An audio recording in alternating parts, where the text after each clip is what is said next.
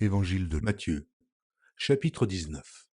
Lorsque Jésus eut achevé ses discours, il quitta la Galilée et alla dans le territoire de la Judée, au-delà du Jourdain. Une grande foule le suivit, et là, il guérit les malades. Les pharisiens l'abordèrent et dirent pour l'éprouver, est-il permis à un homme de répudier sa femme pour un motif quelconque? Il répondit, n'avez-vous pas lu que le Créateur, au commencement, fit l'homme et la femme, et qu'il dit, c'est pourquoi l'homme quittera son père et sa mère et s'attachera à sa femme, et les deux deviendront une seule chair. Ainsi ils ne sont plus deux, mais ils sont une seule chair. Que l'homme donc ne sépare pas ce que Dieu a joint.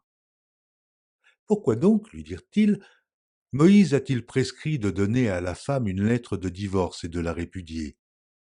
Il leur répondit, c'est à cause de la dureté de votre cœur que Moïse vous a permis de répudier vos femmes. Au commencement, il n'en était pas ainsi.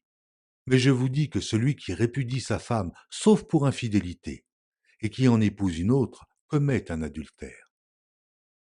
Ses disciples lui dirent, si telle est la condition de l'homme à l'égard de la femme, il n'est pas avantageux de se marier.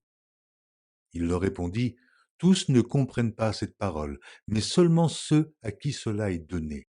Car il y a des eunuques qui le sont dès le ventre de leur mère.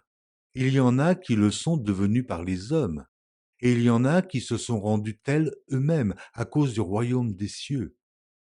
Que celui qui peut comprendre, comprenne. Alors on lui amena des petits enfants, afin qu'il leur imposât les mains et pria pour eux. Mais les disciples les repoussèrent. Et Jésus dit, laissez les petits enfants, et ne les empêchez pas de venir à moi, car le royaume des cieux est pour ceux qui leur ressemblent. Il leur imposa les mains, et il partit de là. Et voici, un homme s'approcha et dit à Jésus, Maître, que dois-je faire de bon pour avoir la vie éternelle? Il lui répondit, pourquoi m'interroges-tu sur ce qui est bon? Un seul est bon. Si tu veux entrer dans la vie, observe les commandements. Lesquels, lui dit-il? Et Jésus répondit, tu ne tueras point, tu ne commettras point d'adultère, tu ne déroberas point, tu ne diras point de faux témoignages, honore ton père et ta mère, et tu aimeras ton prochain comme toi-même. Le jeune homme lui dit, j'ai observé toutes ces choses, que me manque-t-il encore? Jésus lui dit, si tu veux être parfait, va, vends ce que tu possèdes, donne-le aux pauvres, et tu auras un trésor dans le ciel. Puis, viens et suis-moi. Après avoir entendu ces paroles, le jeune homme s'en alla tout triste, car il avait de grands biens. Jésus dit à ses disciples, je vous le dis en vérité, un riche entrera difficilement dans le royaume des cieux. Je vous le dis encore, il est plus facile à un chameau de passer par le trou d'une aiguille qu'à un riche d'entrer dans le royaume de Dieu. Les disciples ayant entendu cela furent très étonnés et dirent, qui peut donc être sauvé? Jésus les regarda et leur dit, aux hommes cela est impossible, mais à Dieu tout est possible. Pierre, prenant la parole, lui dit, voici, nous avons tout quitté, et nous t'avons suivi. Qu'en sera-t-il pour nous?